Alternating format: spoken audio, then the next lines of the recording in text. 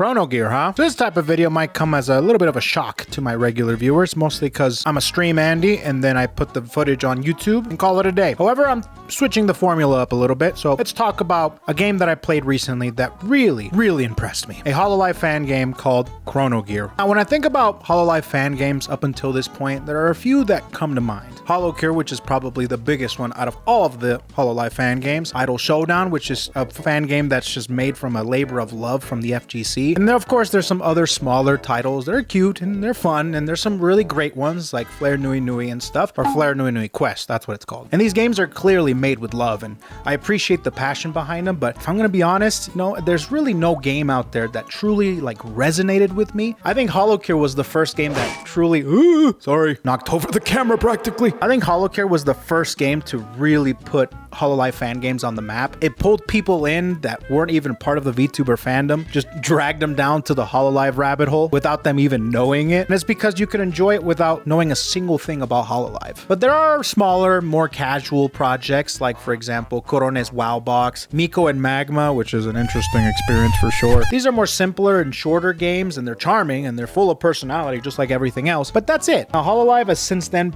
made a publishing label for Hololive themed indie projects. So things like Holo Hanafuda, the Treasure Mountain Marin, Sukuna, what is it called? Not Sukuna, what the hell? Suika, my god, imagine. And it's just cool that Hololive basically started helping developers publish the games more officially. That support gave the devs much more freedom, and in some cases direct communication with the Hololive talent so they can provide voice clips or maybe some insight. What I'm trying to say is the fan game space has grown a lot. Enter in the game that I'm talking about today, Chronogear Warden of Time. I first came across this game around 2 years ago on Twitter. I saw some early screenshots of Crony in a platforming game, and for some reason, I immediately thought this game was going to be special. I don't know why, and I can't put my finger on it, but I just had a feeling. I followed the developer's account, and I watched as they posted animations and gameplay snippets over time, and kept up every time there's a new update or some sort of a newsletter talking about the game. It's funny to think about back then versus now, because now that it's finally out, I can finally say this with confidence. Chronogear is unlike any other Hololive fan game I have ever played. Chronogear kind of goes a step further beyond what the traditional fan games have done. It's narrative driven,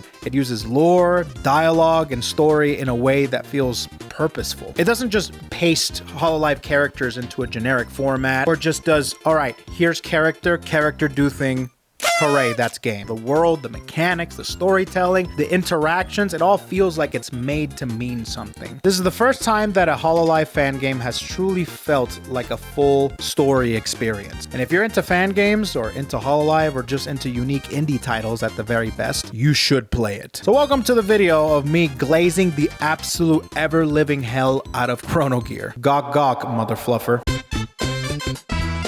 So Chronogear is centered around Crony. Yeah, that makes sense. And before I get into the story, I'm gonna preface who Crony is and who Hollow Council is for the people that are new. Probably no one, but oh well. Better to be safe than sorry in case you don't know what any of this is. And you're just a fan of me.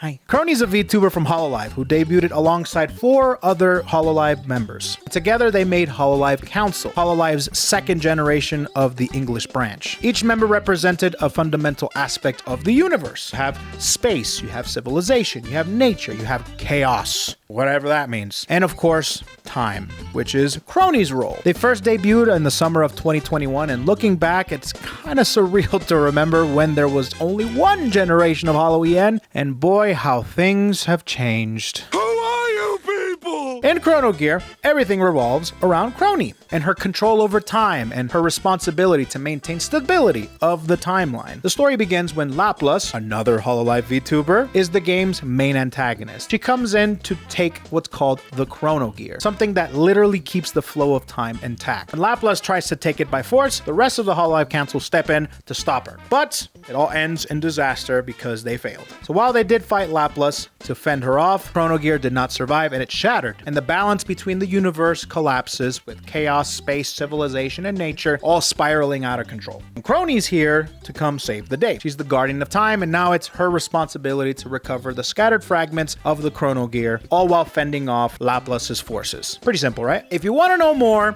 and I implore you, you should want to know more, you can buy the game, play it yourself. I'm not going to go beyond that. Now, the gameplay for Chronogear is super fun. I gotta give big props to the developers of this game because they did an amazing job. My goodness, what?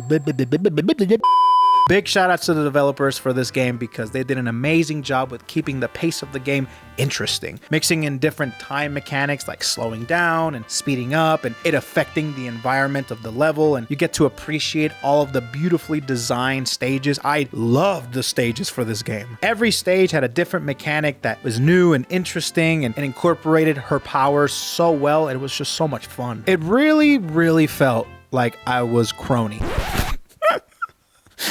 I could work for IGN if I could. There's the review, guys. I felt like Crony. Goodbye. But for real, using her powers to your heart's content was so much fun. And it's not only the gameplay that was amazing, it was also the music. Remixing the tracks that we all know and love and fitting it all into every stage's themes was just a treat to my ears. Now, the developer of this game is called Galaxy Trails. From my understanding, is also responsible for creating a game called Freedom Planet. Freedom Planet was loved for being a fun Sonic-esque type game, like a platformer that shows off the talent of the studio really well. So when they decided to make Chronogear, they put in all of their efforts, their knowledge in the platforming genre, and they made an incredible game. And it really shows the love that they have for gaming and for Crony too. Let me tell you, I don't know what the devs have in store for us next. I don't know if they're gonna continue going down the Hololive rabbit hole or if they're gonna move on to do their own game again. They did mention potentially a Chronogear sequel or at the very least DLC. At least that's what people were trying to convince the devs to do, is like, DLC, please? I need it! Maybe even adding in like Advent or Justice as DLC, just like their own separate worlds. I don't know. Honestly, I just think if they're gonna go that route, they should just make a full-blown sequel. That's what I'm saying. And devs, if you're watching this, listen up. Instead of a direct sequel, which is what a lot of people want, me too, but making Enrico into a game? Let him cook. The interactions have already, I would love to see all these interactions come to life in a video game format. Just saying, who wouldn't want to experience the life of Gonathan or Tam Tender? No, not Tender, Gander. Oh my god, you imagine the hot pink one arc? The KeKW picture just fell. You see that? That's a sign. But realistically, it doesn't necessarily have to be the Chronogear devs to do it, but it can be anybody. I hope that this game starts a new wave of Hololive fan games that show just how creative and passionate this community really is. I'm glazing the hell out of Chronogear, but I know that there's a lot of people out there that can make beautiful games like Chronogear. What makes Chronogear so special is that it doesn't just have decent gameplay or a solid story. It genuinely captures the personality, quirks, and interactions that we've seen from these VTubers for years on their streams and their clips and the events and concerts, etc., etc. And you can tell that the devs went out of their way to learn about each of the talents that made their appearance here. Little details like the Witness Me by Bay, or Crony in the Mirror, or Mume being forgetful, or, Laplace loving Toa-sama, or women in general a little too much. And Pecora being, Pecora.